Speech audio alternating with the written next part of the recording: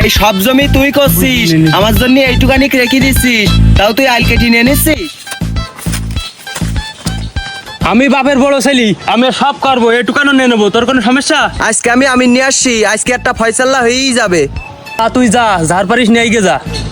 আমি নিয়ে আসছি। A few moments later.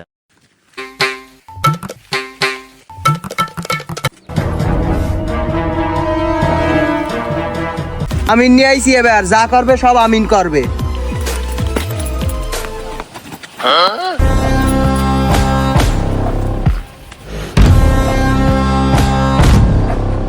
এই জমি অর্ধেক অর্ধেক ভাগ হবে দুই ভাই। আমি বাড়ির বড় ছেলে, এ জমি আমার বেশি হবে। না, এই জমি অর্ধেক অর্ধেক ভাগই হবে।